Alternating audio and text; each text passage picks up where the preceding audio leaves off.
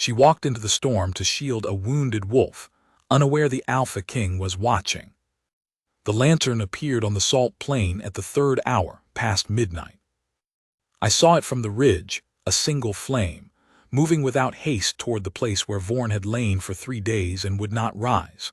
My wolves lined the canyon walls behind me in silence. My council had retreated an hour earlier, their arguments used up. The desert wind came off the flats cold enough to sting, and the great wolf on the plain was a dark shape the size of a collapsed barn, and the lantern moved toward him anyway. I did not call out, I did not send a runner. I watched. 3 warriors had gone out to Vorn in the first day. The first came back with a shattered arm. The second did not come back at all until my trackers found him at the base of the eastern canyon wall, alive but not speaking. The third, my best, a man who had fought beside me for 11 years, had returned on his own 2 feet but had not met my eyes since. Vorn had not let a single one of them near enough to touch him. A wolf in that kind of pain is a different creature entirely. The Ancient Ones carry centuries of instinct and the full weight of their bond with the Pack King, and when that weight becomes agony, there is nothing left in them that knows restraint. My healer had looked at me 2 nights ago and told me plainly that she could not reach him. My council had looked at me last night and told me he should be left. I was still standing on the ridge at the 3rd hour past midnight because I could not make myself agree. The lantern stopped moving. She had reached him. I leaned forward against the cold. Every muscle in my body held still the way a man holds still when he is afraid that breathing will end something. The flame was small at that distance. The shape of her was smaller still, a woman kneeling on the salt flat in front of a wolf who could have ended her in a single movement without meaning to. Vorn did not move. That alone stopped my heart. In 3 days, Vorn had struck at anything that came within 20 strides of him. He had lifted his head at the second warrior's approach, and the sound he had made had emptied the canyon. He had not lifted his head for the 3rd warrior at all, just the shoulder, a single shifting of weight, and the man had understood and gone. The woman knelt in front of him, and Vorn did not move. I watched her reach out. I do not have words for what I felt when I saw her hands touch his flank. Not the feeling itself, that came a breath later, a warmth that was also a correction, something behind my ribs that had been sitting slightly wrong for so long I had stopped registering it as wrong, setting itself quietly right like a key finding a lock it was made for.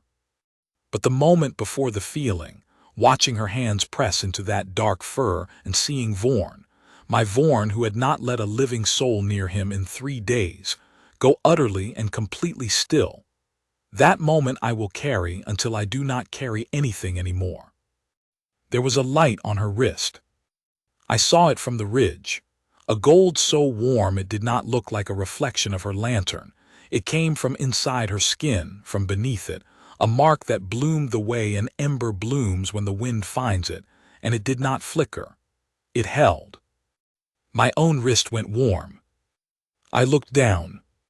The mark there, my own bond mark, dormant since I was 18 years old, which 3 healers over the course of my life had looked at and told me was a ghost mark, a mark that had lost its other half before it could form, was lit. It had never been lit. I stood on the ridge in the cold desert wind with the warmth in my wrist and the lantern on the plain and the great wolf lying still under her hands, and I was not a king for a long moment. I was only a man who had spent 20 years not believing that the other half existed. Her name was not in any of my records. I learned this later. At the time I was still on the ridge, still watching.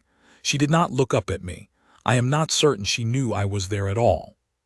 She was bent over Vorn with both hands working, not the quick, efficient movements of a trained healer administering a remedy, but something slower and more deliberate, something that looked less like medicine and more like conversation. She would press and hold and wait, press and hold and wait.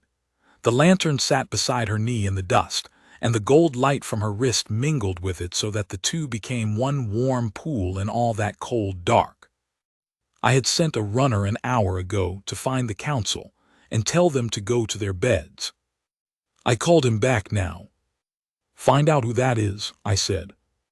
He looked where I was looking. He went. I stayed on the ridge. Her name was Sale. My runner came back in the time it took her to work 3 complete passes along Vorn's left flank, and what he brought me was less a report than a collection of things other people had said. The woman from the Red Flats, that was what the canyon settlement to the south called her, the one closest to the edge of Vareth Dunn's territory, where the red stone gave way to open salt plain. She had been there for 4 years. She had no healer's seal from any Hold's council. She had no formal rank inside my pack's territory, which meant that technically she was operating outside any sanctioned boundary, a fact that my council would have used to stop her if they had known she was here, which was exactly why, I suspected, she had waited until they were gone. She had not asked permission. My runner also told me that the canyon settlement had tried to send word to her 3 days ago when Vorn first went down, and that the message had taken 2 days to reach her, and that she had come as soon as it arrived. A day's walk across the Red Flats alone, at whatever pace she kept. She had not come quickly. She had not come slowly. She had come at the pace of someone who knows what they are walking toward and is not frightened of it. I sat with that for a while. The Hold's walls rose behind me, the red stone of Vareth Dunn, carved out of the mesa over 4 generations of my line, the wolf runs along the canyon walls cut by my grandfather's hands and his father's before him. My wolves watched from those walls now, the whole pack silent in the way packs go silent when something is happening that none of them know how to name. I could feel them at my back the way I always feel them, that steady presence that is the weight of the alpha bond on my shoulders, and I could feel through that bond their attention entirely fixed on the plain below. On her. On the wolf who had been dying and was not dying now. Because Vorn was not dying now, I could feel it. An alpha's connection to his ancient wolf is not a thing I can fully describe to someone who has not felt it. It is less like hearing and more like sensing the state of a room from behind a closed door, not the specific thoughts, not the pain in precise terms, but the register of it. For 3 days the register behind that door had been a sound I had never heard from Vorn before, a sound that had no word in my language for it, the specific frequency of a creature, in enough agony that it has stopped believing the agony will end. That had been the sound. For the last hour, the register had been changing. It had not stopped being pain, but it had stopped being only pain. There was something else in it now, something I could only describe as the particular quality of a pain that is being witnessed, not removed, not solved but met, held, recognized for what it was by something that was not afraid of it. I pressed my own wrist. The mark was still warm. I had stopped believing in it when I was 23. My father had believed. He had told me, the winter before he died, that every alpha king of our line had found his fated mate before the age of 30, that the bond mark would light and the wolf would know. I had not found her by 30. By 35 I had stopped looking. By 40 I had told my council to stop bringing me candidates, because there was a particular cruelty in watching the mark stay dark, and I had decided that whatever the ghost mark meant, it did not mean what my father had believed. I was 44 years old, standing on the ridge of Vareth Dunn watching the mark burn gold in the dark, and I was having to remake a significant number of my conclusions. Below, Sale sat back on her heels. She reached into the worn satchel at her hip and brought out something small, a cloth packet, from the smell of it some kind of compound paste, though I was too far to identify it. She worked it into the fur along Vorn's shoulder with both hands slowly, without any sign that the weight of those 3 days was pressing on her. There was an unhurriedness to her that I had noticed from the ridge, and noticed more now that I was watching closely. Not slowness, not the slowness of someone uncertain or tired, but the particular unhurriedness of a person who is doing exactly what the moment requires, and nothing more and nothing less. My wolves on the walls had gone from watchful to quiet. Not afraid quiet, not the quiet that precedes flight. The other kind. I know the difference. I have known it since I was a boy. The other kind is what the pack sounds like when they have recognized something and do not yet have words for it but do not need them. I pulled my cloak tighter against the wind and stayed on the ridge. She was there for 4 more hours. I do not know what she did in all of that time. I watched what I could see, which was not everything. The night was dark beyond the lantern's reach, and from the ridge the details were small. But I watched what was available to me, and what was available was this: a woman and a wolf, and the wolf going slowly from the state of a creature that had stopped believing in relief to the state of a creature that had remembered it existed. I have commanded armies. I have brokered alliances between packs that had been at each other's throats for 3 generations. I have held the alpha bond of Vareth done for 22 years, and in that time I have made decisions that I am proud of and decisions that I am not, and I have done everything that was required of me and some things that were not. I had never watched anything like what I watched on the salt plain that night. It was not the skill. She was skilled. Whatever she was doing was clearly more than instinct, but it was not the skill that I could not look away from. It was the quality of her presence, the way she stayed. Any trained healer would have made the assessment and applied the remedy and withdrawn to see what the remedy did. She stayed. When Vorn shifted, and he shifted twice, the great slow shifts of an ancient wolf resettling an enormous weight, both of which would have sent any sane person back 3 strides.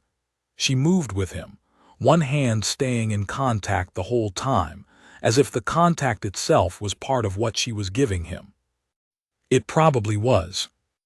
I thought about the second warrior, the one who had not come back on his own.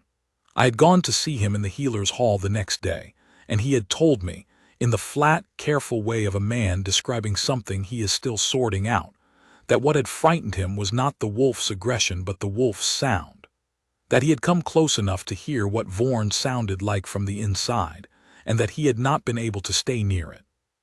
She stayed near it for 4 hours. My wrist stayed warm for 4 hours. The mark on it was smaller than hers had been, but it was there, and it was steady, and every time I thought it might be fading it would pulse once, warm and deliberate, as if it was making a point. Around the 5th hour before dawn, Vorn moved.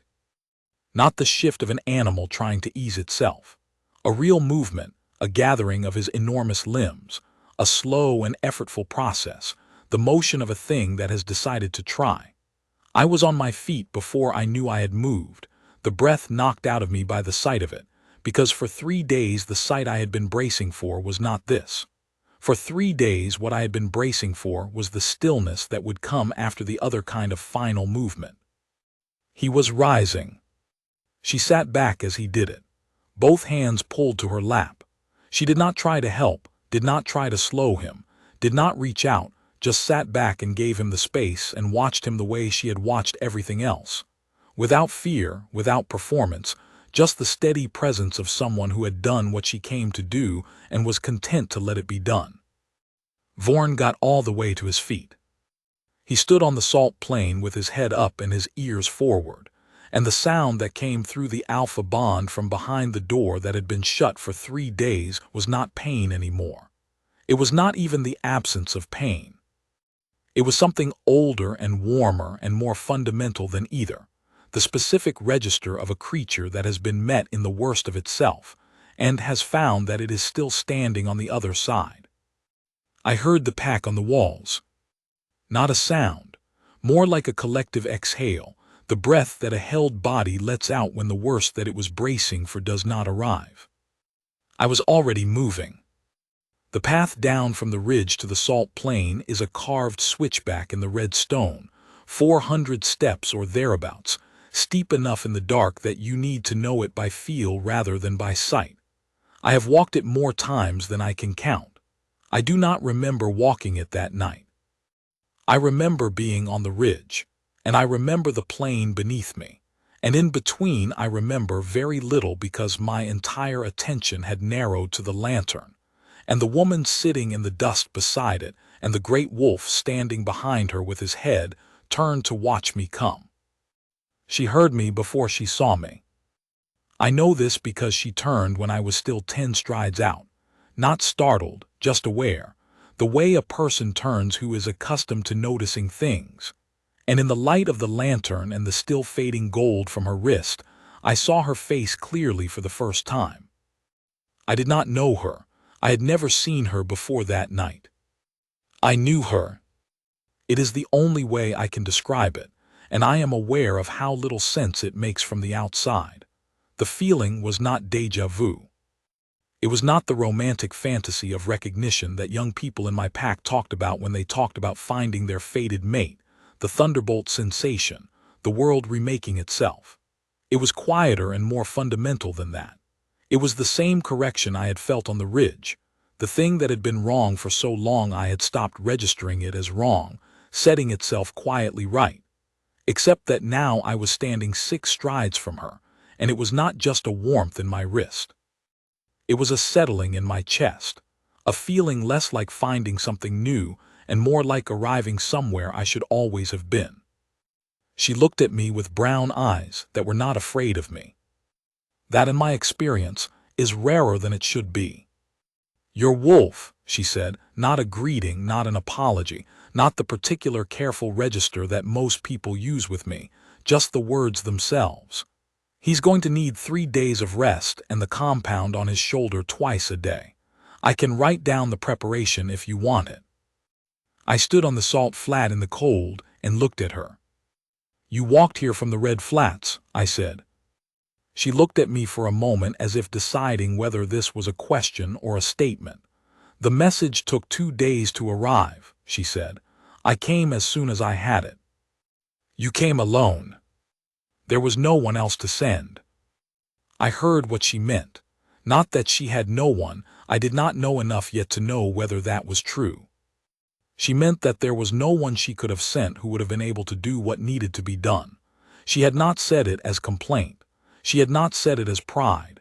She had said it as simple fact, the way a person states facts when they do not have energy to spare on framing them. My wrist pulsed warm. "You have no healer's seal," I said. "No. No formal standing in Varath Dunn's territory." She met my eyes steadily. "No." I looked at her wrist.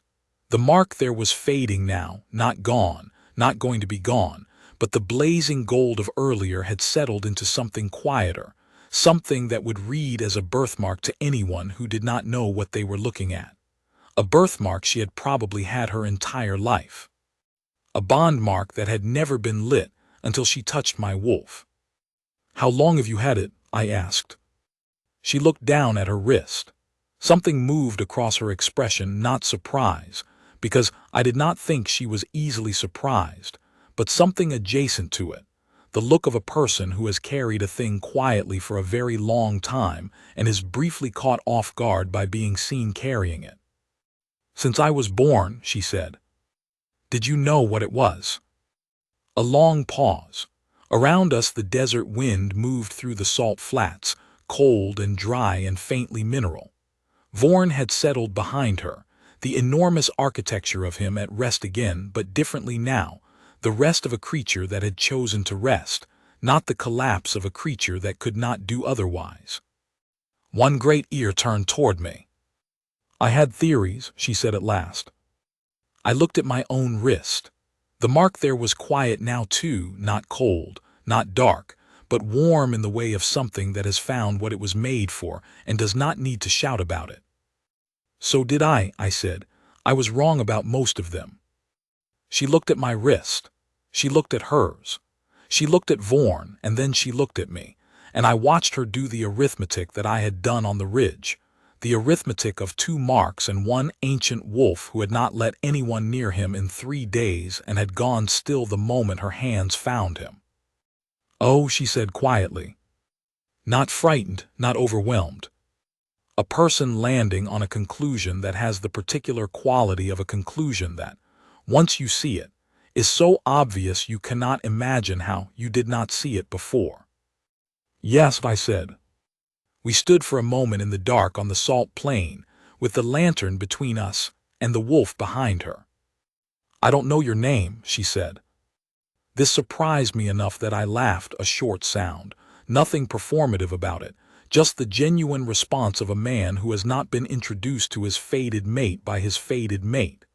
Kalen Dross, I said, Alpha King of Vareth Dun.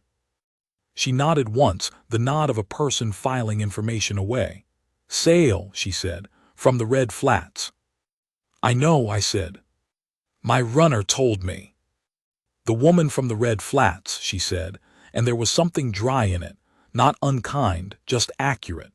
She was aware of exactly how the Canyon settlement referred to her, which was to say, without her name. Sail, I said. Something in her expression shifted, something small that I caught only because I was watching carefully. The way a person looks when their name is said by someone who means it. I'm going to ask you something, I said, and I want you to answer it honestly and without regard for what you think I want to hear. She waited. Do you want to stay? She looked at me for a long time. In that time, Vorn shifted behind her, settling his enormous head onto his forelegs in the particular way he has when he is content, and the lantern flame steadied in a break in the wind, and somewhere on the canyon walls above us, a wolf made the low sound that the pack makes when things are as they should be. I've been the woman from the Red Flats for 4 years, she said slowly, working without a seal, doing a job the council's records say is unfilled, not because I wanted to be uncredentialed, but because no one ever, she stopped, started again. I didn't come here tonight for a bond. I came for the wolf. I know, I said. But I've been carrying that mark since I was born, she said.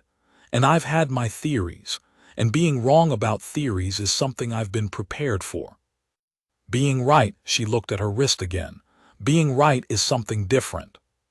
Yes, I said, it is. She looked at me then directly, without the sideways quality that most people bring to looking at me, as if they are afraid of what a straight look might communicate. She looked at me the way she had looked at Vorn, steadily, without fear, working something out. Ask me again, she said. In the morning, when it's light and the wolf is settled and neither of us has been awake all night. Fair, I said. She nodded and turned back to Vorn, and I sat down on the salt plain 3 strides from her, and we stayed there while the dark held, until it did not.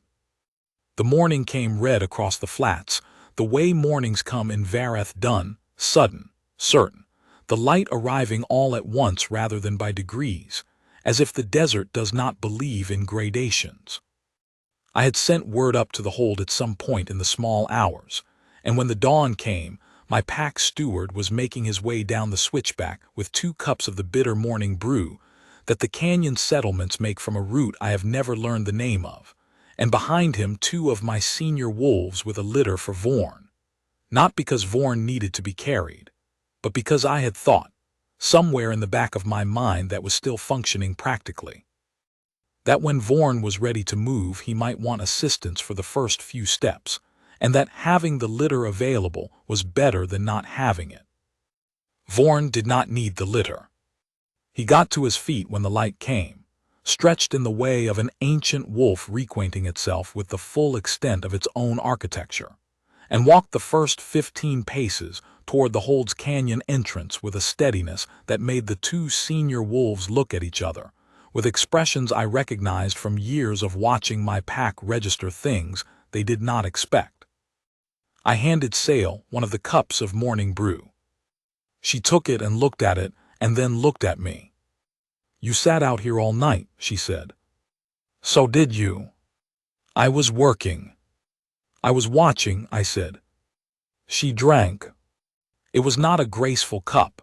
The canyon brew is thick and bitter and takes some commitment, but she drank it without flinching, which told me she knew it, which meant she had been living in that territory long enough for it to be her ordinary. For years, the runner had said. Above us on the walls of Vareth Dun, the pack was there.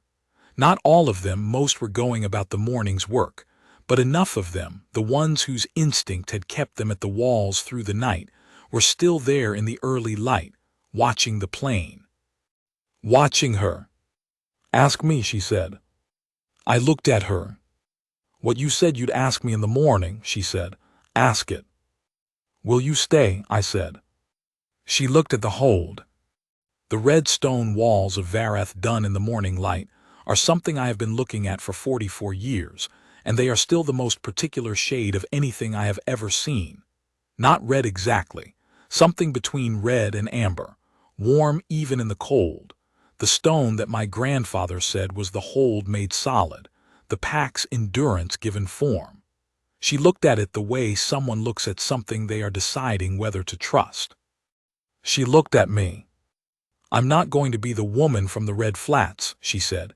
It was not a question. No, I said, you're not. My work, she said. The wolf runs. The settlements in the canyon, they've been coming to me for 4 years. I'm not going to stop. I wouldn't ask you to. Your council is going to have opinions about my credentialing. My council has opinions about everything, I said. They have been having opinions about me for 22 years, and the hold is still standing. Something moved in her expression, not quite a smile, not quite not a smile. Your mark, she said, looking at my wrist. Yes. Mine, she said, looking at hers. Yes. And Vorn let me touch him. He did. She was quiet for a moment. Vorn had reached the entrance to the canyon run and had stopped there, head turned, one ear toward us as if waiting. Yes, she said. Not performed, not overwhelmed. Just the word, given with the same directness she had given everything else. The same quality of stating fact without framing, without performance. The way a person speaks when they mean what they say and do not feel the need to dress it. I felt the correction settle the rest of the way in. The thing that had been wrong for so long I had stopped registering it as wrong, fully right now. The way a door that has been standing at an angle for 20 years sounds when someone finally closes it properly. Come on, I said.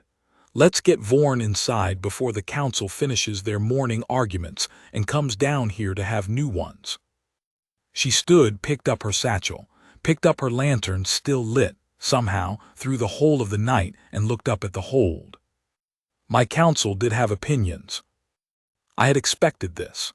My council has been a group of opinionated people since before I inherited them, and the intervening 22 years have not changed this. They had opinions about her credentialing, which was a legitimate concern that I addressed by issuing a formal hold healer's recognition on the same morning, the first one signed under my hand in 11 years. They had opinions about the dormant bond mark, which I declined to debate. They had opinions about the circumstances. The fact that she had come to the wolf's side without having sought permission first, without going through any of the proper channels, which was their strongest ground and which I also declined to debate, because the wolf was standing and the hold's healer channels had produced no one capable of reaching him, and the discussion seemed, in that light, academic. Davin, my longest-serving council member, a man of 60 winters who has survived 4 Alpha Kings and takes a certain quiet pride in this, looked at me across the council table on the morning of the 3rd day and said, "You're going to make her Luna." I looked at him. "It's not a question," he said. "No," I said, "it's not." He was quiet for a moment. Then the mark was genuine. The mark was genuine. And the wolf. Davin, you were on the walls. You watched what I watched. He was quiet for another moment. He has the particular quality of a man who has opinions and knows how to hold them and also knows when holding them is going to cost him more than releasing them. She kept her records, he said at last. The canyon settlements. She's been keeping wolf health records for 4 years. I know. They're better than ours. I know. I want them in the hold's official ledgers, he said, formally. Done, I said. That was the council's capitulation. Not a bow, not a ceremony. A practical request put the records in the ledgers, which was also, underneath the practicality, a statement. Ledgers are acknowledgement. Ledgers are saying, this work was real, and we are recording that it was real, and going forward the record will reflect it. I signed the order that afternoon. The dissolution notice that had been quietly drafted about the unfilled healer's post, the council's preferred method of acknowledging that they had left the position empty for 4 years despite evidence that it was filled, was removed from the records entirely. I saw no reason to preserve the administrative evidence of something that had been, at its core, an oversight dressed as a policy. The pack witnessed the bond sealing on the ridge at dusk. Not because ceremony was required. It wasn't. The bond had sealed itself on the salt plain in the dark with no one watching but Vorn and the stars. But because Sale had said, when I asked her about it, that she had spent 4 years being the woman from the Red Flats, and she would not mind the pack knowing her name. That seemed to me a reasonable and sufficient reason. She stood beside me on the ridge in the evening light with Varath done at our backs and the salt plain below, and the canyon settlements visible in the distance. And the mark on her wrist was the particular warm gold that it had been since that first night, and the mark on mine matched it. My wolves were on the ridge around us, not performing, not arranged for a ceremony, just there, the way the pack is there, the way they have always been there, because where the Alpha King stands is where the pack stands. Vorn was there too. He had climbed the switchback on his own that afternoon, which had caused the 2 senior wolves to look at each other again in the way they had on the salt plain. He settled on the far end of the ridge and turned his great head toward us and was content. The pack knew Sale's name by the end of that evening. Not because I announced it, because she was there and they were there, and a pack is a community before it is anything else, and communities learn the names of the people inside them. By full dark she had spoken to 6 wolves she had not known that morning, and by the time we came down from the ridge, she had already agreed to look at the left foreleg of a young wolf in the lower canyon, who had been favoring it for a week. That was Sale. She did not stop working because the bond had sealed. She had not come for the bond. She had come for the wolf, and she kept working, and the bond was a fact that she carried the way she carried her satchel, practically, without fuss, doing the job it was made for. There is a particular quality to the gray dawns in Varath done. The desert light does not come gradually, as I said, but gray, the hour before the red light arrives, does come gradually, in thin layers, and in that time the salt plain is the color of something between smoke and silver. I have watched it from this ridge for 44 years. I watched it for the first 22 of them alone, and I watched it for the next 22 of them with the knowledge, always at the back of my mind, that the ghost mark on my wrist meant something I had stopped letting myself believe in. I watch it now with Sale beside me, her satchel at her hip because she will be going down to the canyon settlement after breakfast to check on the young wolf's foreleg. The bond mark on her wrist warm and steady and entirely unremarkable because it is, now, simply a fact of the world. She asked me once, some months after the salt plain, whether I had known the moment I saw the lantern moving toward Vorn. I told her the truth. I had not known. I had watched. I had not known until the mark lit on her wrist and lit on mine, and I was not certain even then, because a man who has spent 20 years not believing can be slow to come around. She had looked at me in the particular way she has, the same way she looked at Vorn, the same way she looked at the hold on the first morning, and said, "But you stayed on the ridge." I had stayed on the ridge, that was true. "Because you couldn't leave," she said. Not a question. The same arithmetic she had done on the salt plain. "No," I said, "I couldn't leave." She nodded once, the way she nods when she has finished filing something away, and went back to the compound she was preparing. I would not trade a single gray dawn of it.